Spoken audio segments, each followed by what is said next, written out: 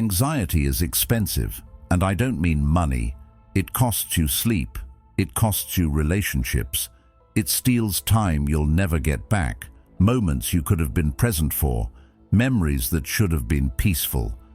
It's like carrying a weight that nobody else sees, but you feel it every single day. And the worst part, most of us think this is just how life is now. Constant stress, constant worry, always bracing for what might go wrong. But the Stoics saw it differently.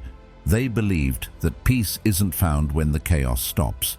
It's found when you stop letting the chaos control you. That's what we're diving into today.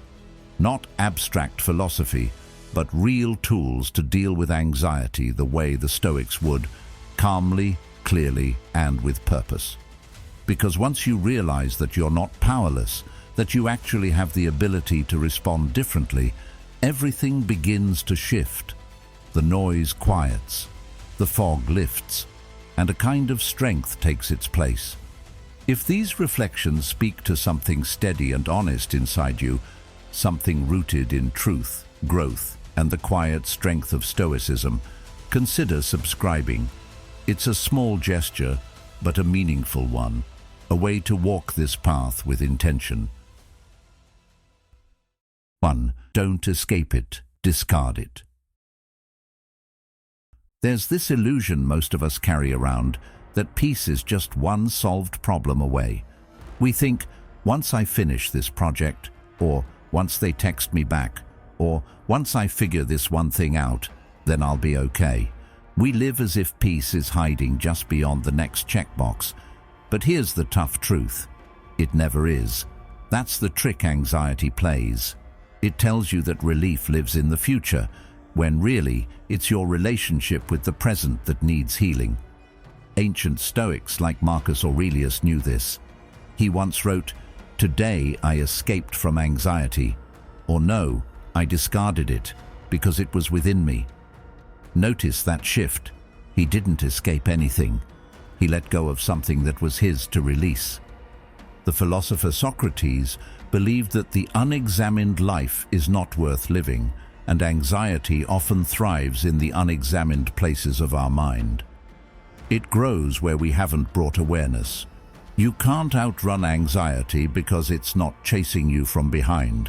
It's riding with you in your thoughts, in your expectations, in your need to control what was never yours to control.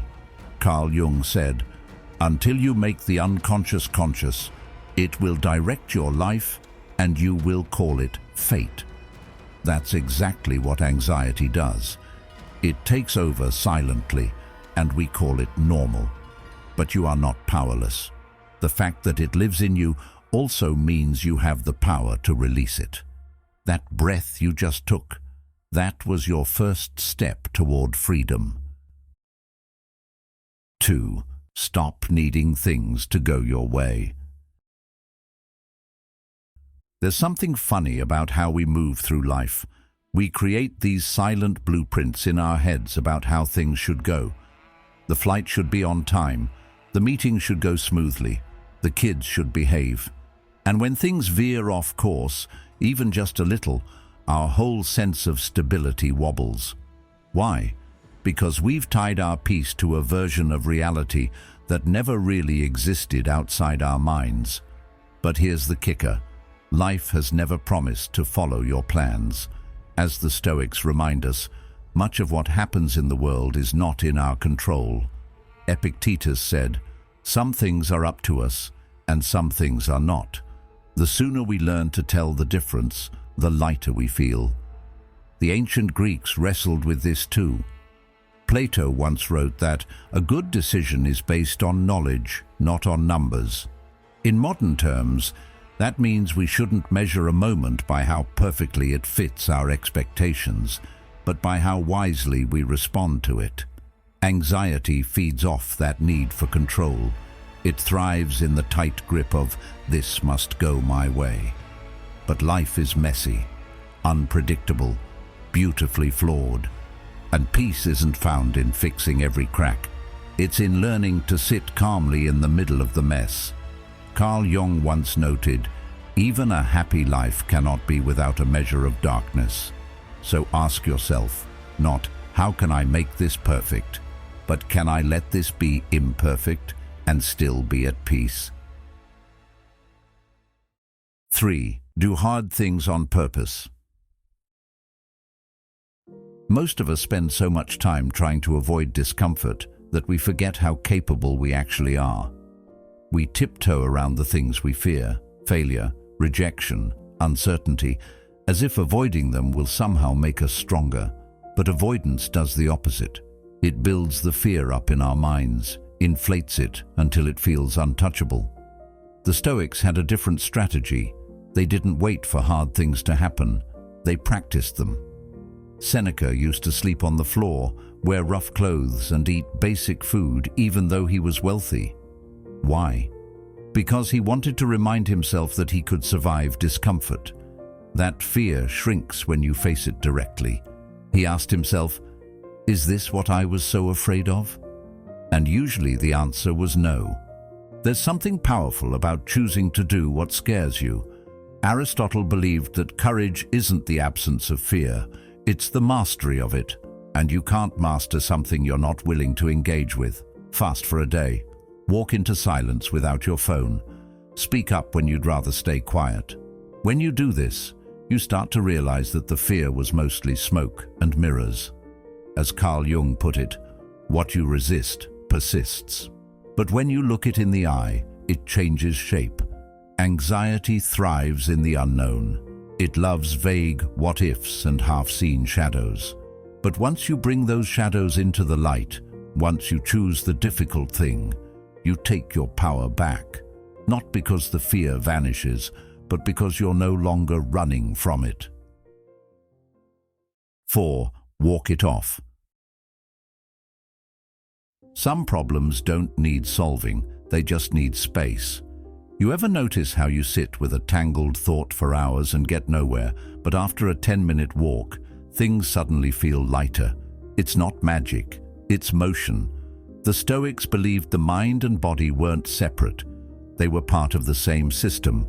Marcus Aurelius, emperor and philosopher, found peace not just in writing meditations, but in moving through the world with awareness. When thoughts started to loop, he grounded himself in simple action. Nowhere can man find a quieter or more untroubled retreat than in his own soul, he wrote. But sometimes that retreat begins with putting one foot in front of the other. Aristotle was said to teach philosophy while walking. His followers were called the peripatetics, the walking thinkers. They knew what modern psychology now confirms. Movement changes how we think. It disrupts the internal noise, loosens emotional knots, gives your nervous system a moment to reset. Carl Jung believed that walking in nature had a healing effect, not because it fixed your life, but because it helped you recenter in the midst of it. That tightness in your chest. It doesn't always mean something's wrong. Sometimes it just means you need air. So before you spiral deeper into your thoughts, pause, put on your shoes, step outside. Let your body lead your mind for once. You don't have to solve everything, you just have to move. And in that movement, a little peace can sneak in through the back door. 5. Prepare, but don't panic. Most people think that thinking about worst-case scenarios will only make their anxiety worse. And to be fair, it can, if you do it wrong. If all you're doing is imagining everything going off the rails and spiraling into panic without a plan, then yes, you're just feeding the fear. But if you do it the Stoic way, it's a whole different story. The practice is called premeditatio malorum, the premeditation of evils. Seneca used it to imagine all the things that could go wrong, not to freak himself out, but to prepare his mind. He believed that if you familiarize yourself with difficulty ahead of time, you'll handle it more calmly when it arrives. Or even better, you might realize it's not nearly as bad as your fear made it out to be. This is what modern psychology calls cognitive rehearsal. Instead of passively worrying, You mentally walk through how you would respond. Carl Jung said, "Even when it's darkest, I can do something." That something, that plan, is often enough to stop the fear from taking over. Aristotle believed that practical wisdom, or phronesis, was the ability to act rightly in uncertain situations. And that's exactly what this is. You're not obsessing, you're preparing. You're reminding yourself that chaos doesn't mean you're powerless, that you can meet the moment with calm, because you've already walked through it in your mind. Plan, prepare, then release it. You don't need to carry the weight of every possibility. Just know that if it happens, you'll handle it. 6. Talk it out. There's a strange thing about the human mind. It can be a brilliant ally or a relentless trickster. When you're stuck in your own head, everything feels heavier. Thoughts echo, bounce around, and start sounding more convincing than they actually are.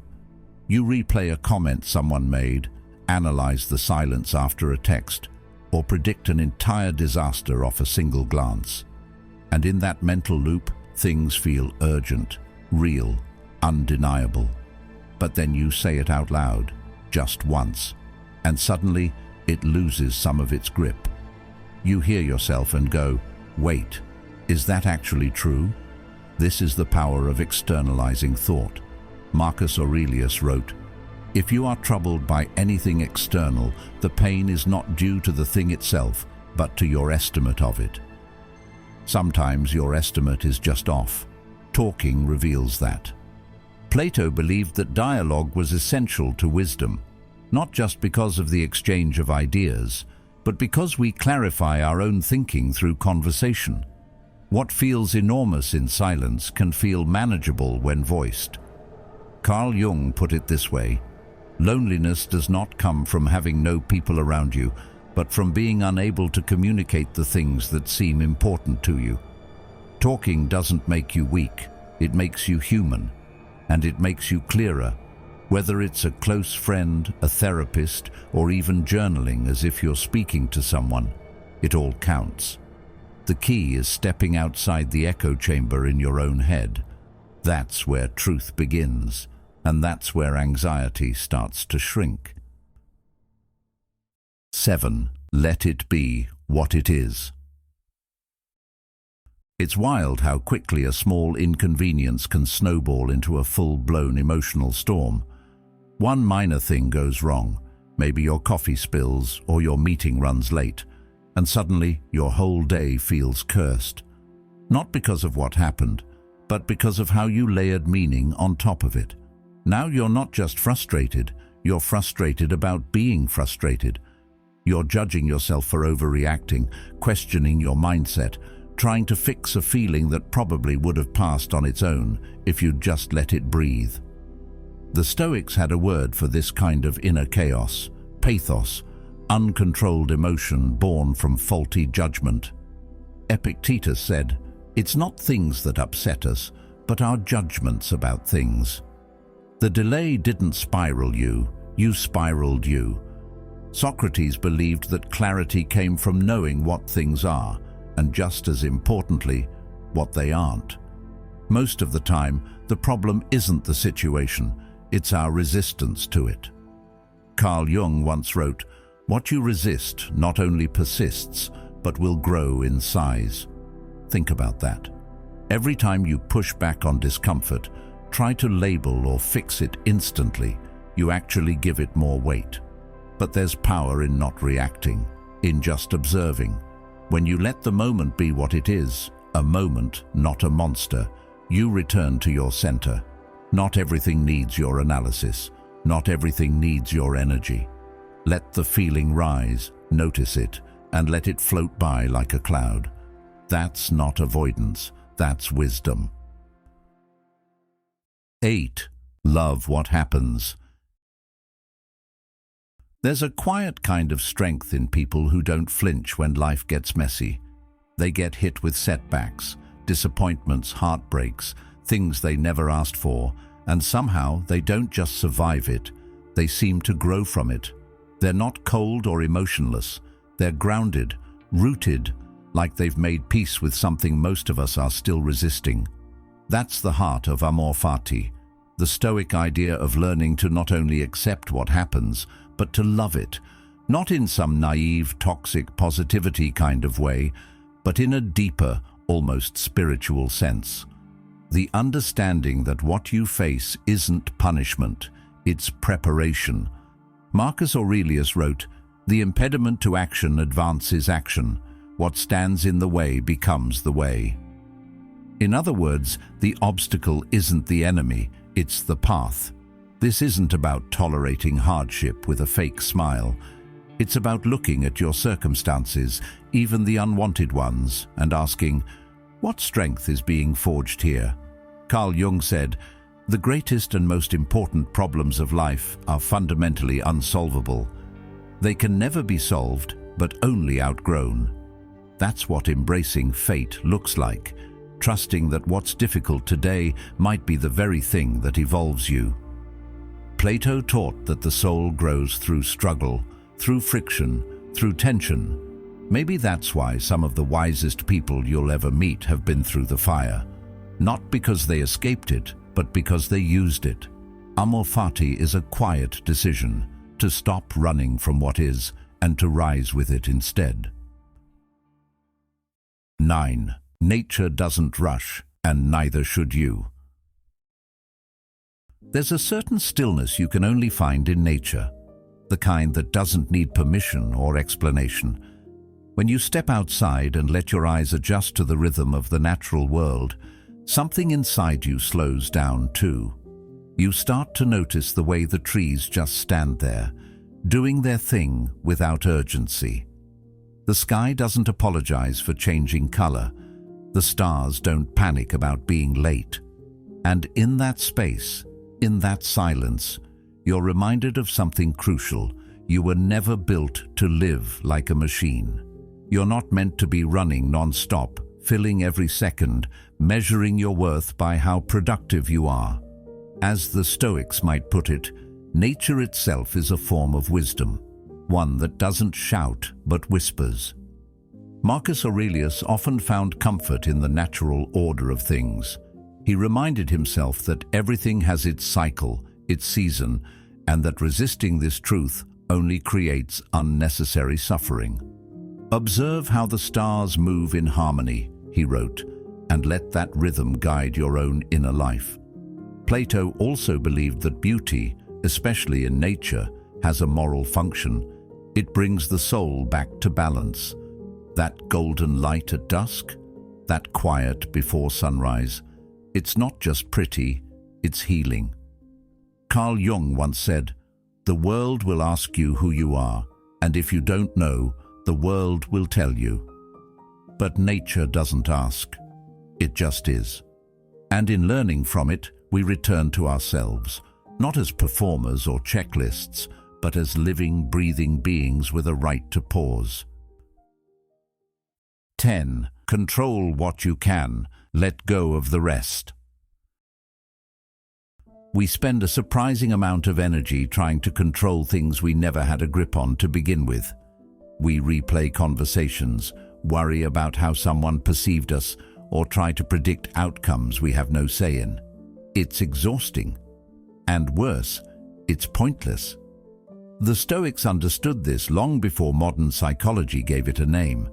Epictetus said it clearly. Some things are up to us, and some things are not. That line alone could change your life. Because once you really let it sink in, you start to feel lighter. Not because your problems disappear, but because you stop carrying the ones that were never yours to carry in the first place. Socrates believed the key to a wise life was knowing what you don't know. And part of that humility is realizing that you don't control other people. Not their moods, not their opinions, not their actions. But you do control how you respond.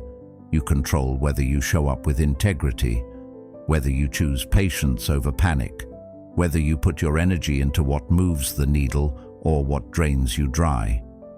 In a world full of unknowns, your mindset is the one constant you get to shape. So next time something starts to weigh you down, pause. Ask yourself, is this in my control? If the answer is no, it's not yours to hold. Let it go. Focus on what is. 11th, be kinder to yourself. There's a voice in your head that most people never hear, but you do, every single day. It comments on your choices, second-guesses your decisions, and throws little jabs when you slip up. And if we're being real, that voice can be brutal. It says things you'd never say to someone you love. What's wrong with you? You'll never figure this out. Of course you messed it up again. Now imagine saying that to a friend, out loud. They'd be devastated. So why do we speak to ourselves this way and call it normal? The Stoics knew the power of inner dialogue. Marcus Aurelius reminded himself constantly that he was a soul in training, not a finished product.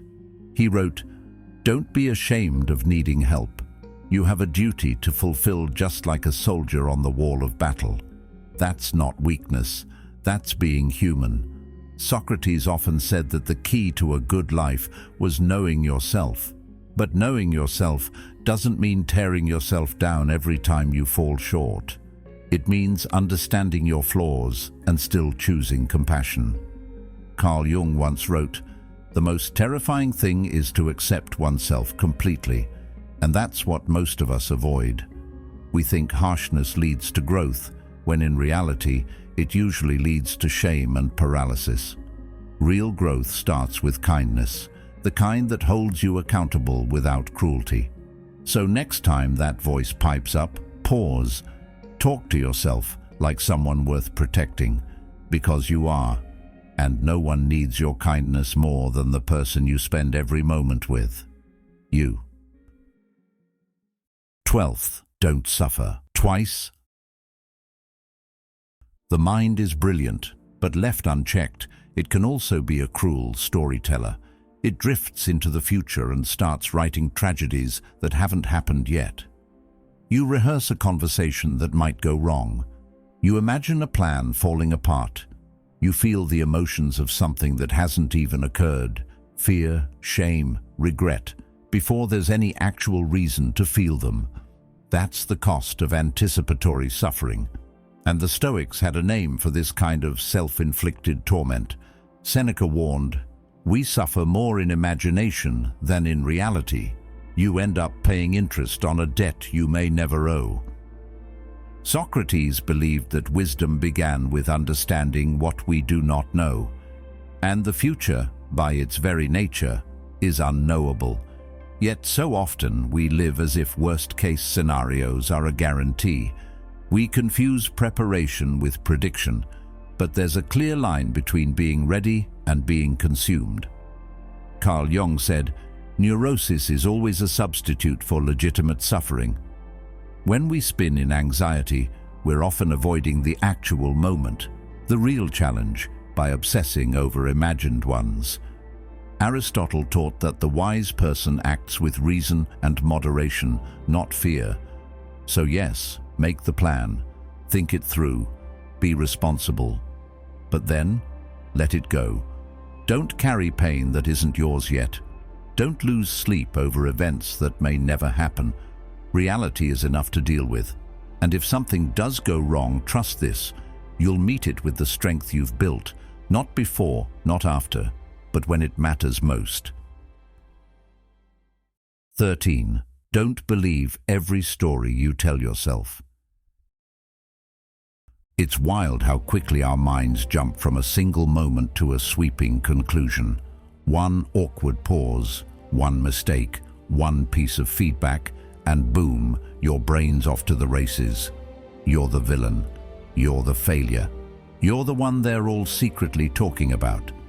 But pause for a second. What actually happened? Someone didn't text back. A project didn't land perfectly.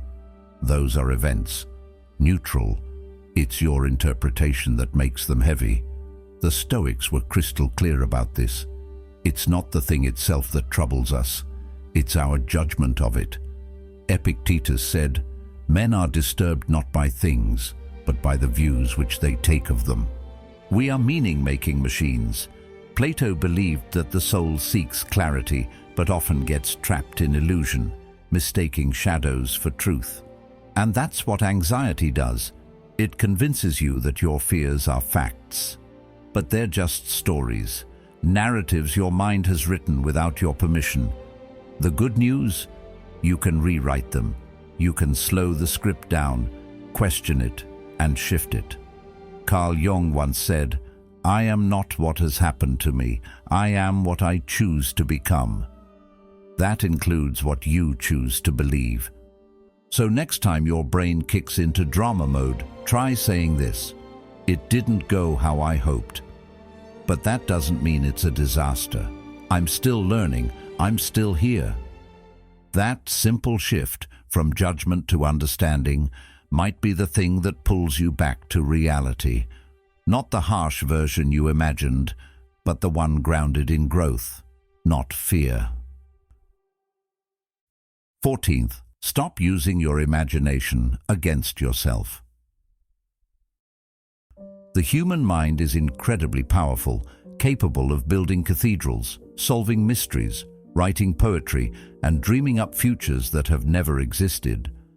But that same creative engine, when left unchecked, can also become a weapon we turn against ourselves. One offhand comment from someone, and suddenly your imagination creates a whole drama. "They're mad at me, I messed up, it's all going downhill." Without even realizing it, you're living in a movie you wrote, directed, and starred in, except none of it's actually happening. This is exactly what the Stoics warned us about. Marcus Aurelius said, "You have power over your mind, not outside events. Realize this, and you will find strength." Your imagination can be either your ally or your captor. You choose. Socrates believed that unexamined thoughts lead to confusion and suffering. When your imagination runs wild, the only way to take back control is to pause and examine.